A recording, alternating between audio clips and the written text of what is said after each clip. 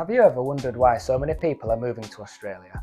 In this video, we will share with you the reasons why we, like so many others, are moving across the other side of the world. We're a family of 4 from the UK moving to Australia on a skilled visa. Disclaimer, we've never been to Australia before, but we've talked to enough people to know that we think it's something that we want to do. We want to uproot our lives and go to the other side of the world. So here are 6 reasons why we are moving to Australia. Reason number 1, the climate. In the UK, for most months, it's so difficult to get out of the house, knowing what to pack for. It's cold, it's wet, it's quite often very, very dark. And it's so difficult with the kids. We just want to be outside, want the outdoor lifestyle, want to be playing sports more often. But it's just so difficult with the weather. And although you wouldn't think it's that important to us, it really is.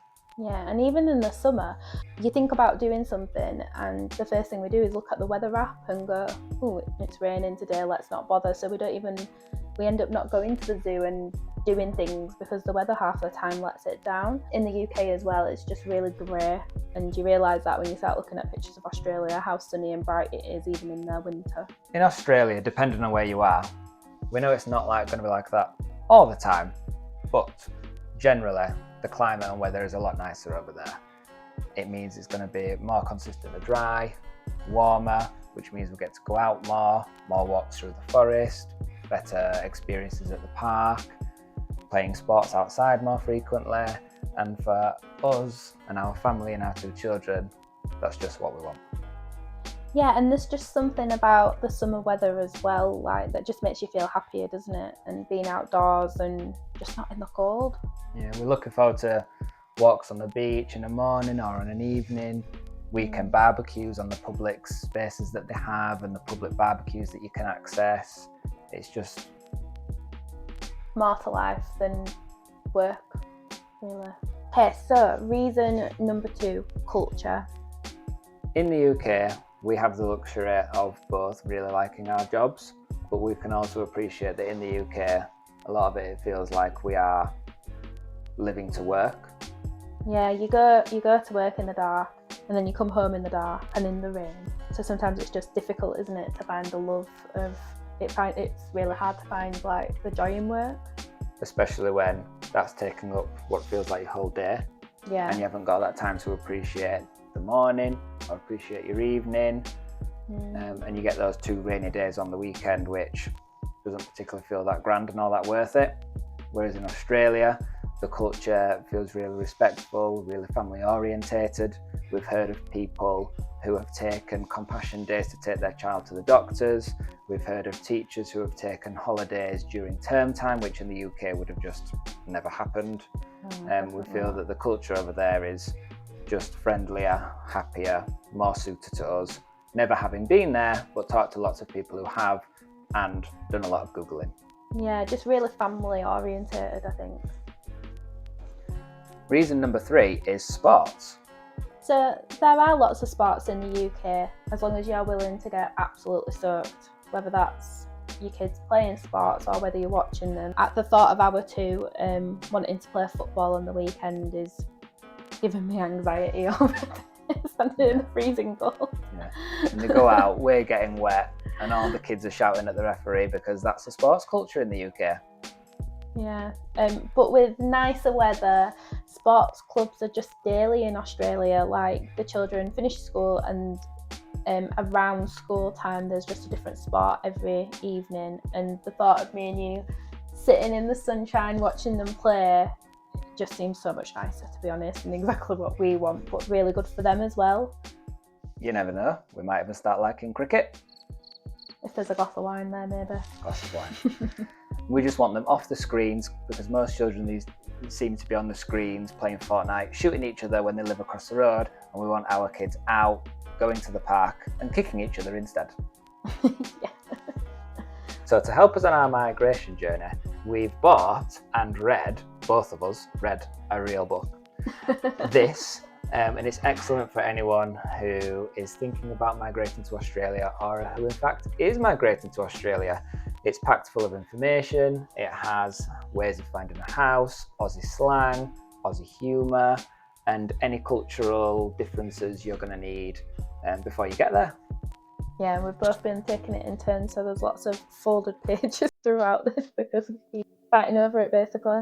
Find out who can find out more. Feel free to click the link below, but even if you don't want to click the link below, I'd still check it out anyway. So, reason number 4, respect. Our 4-year-old, when we occasionally do go out for walks and do go to the park in the very few dry days that we get, is always pointing out litter, is absolutely disgusted by what's that doing. Oh, Daddy, that should be in the bin. And yeah, it should be in the bin, and it's not that difficult. And Australia do have that right.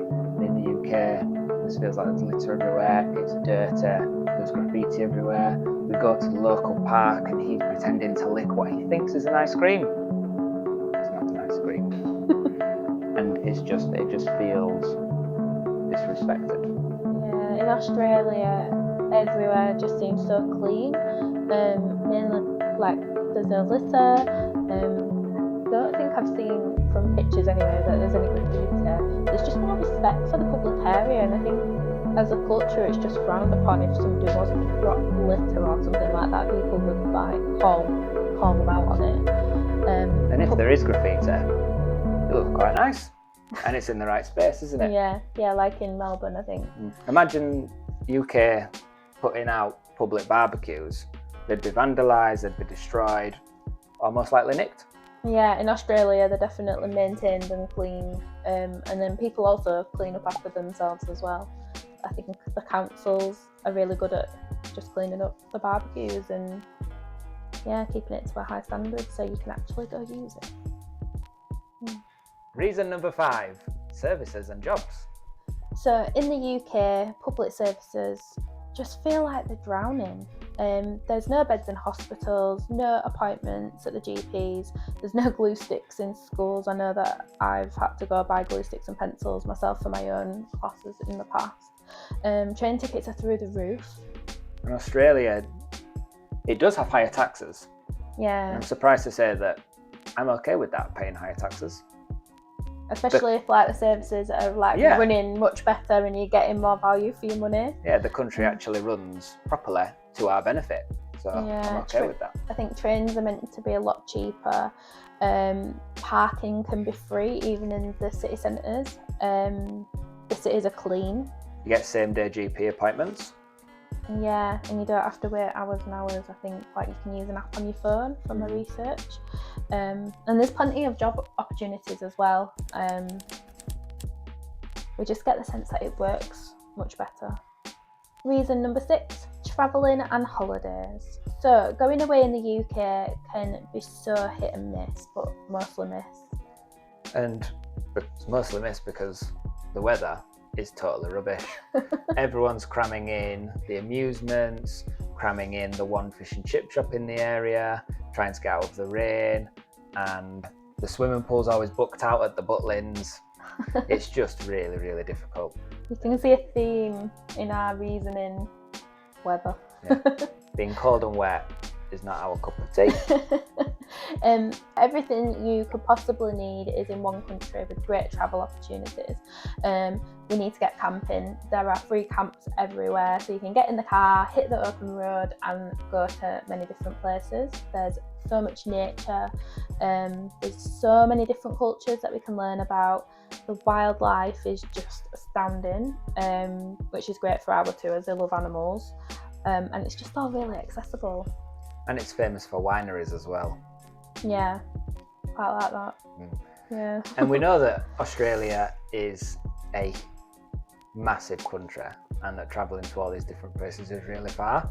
But you know what you're travelling to, and there are actual seasons there, and you can work out when something will be cooler and you're going further down south, or whether you're taking a raincoat, or, like most of the time, you're just in your thongs.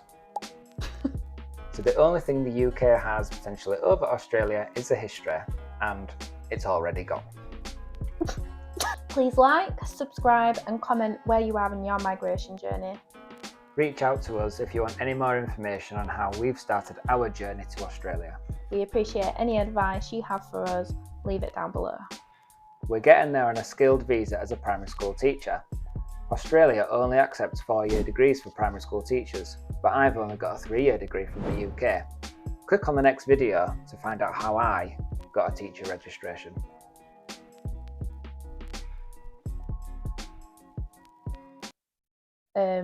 Cultures. Did we say that? I don't know. I'm like, nature is where I was going, wildlife, but Different bears. So let's start again. Everything you could possibly need. Okay. I'm struggling here. Oh yeah. So everything. You're looking at me. Right. Let me start again. Please like, subscribe, and comment. Yeah. Please like, subscribe, and comment on where you're up to in your migration journey. Reach out. Why am I reaching out? Reach out. Reach. Should we just delete this one? Yeah. Oh, we need to do the thumbnail. That's another thing.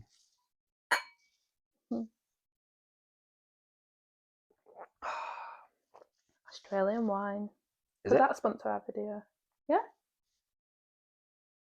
Can you get it on Amazon?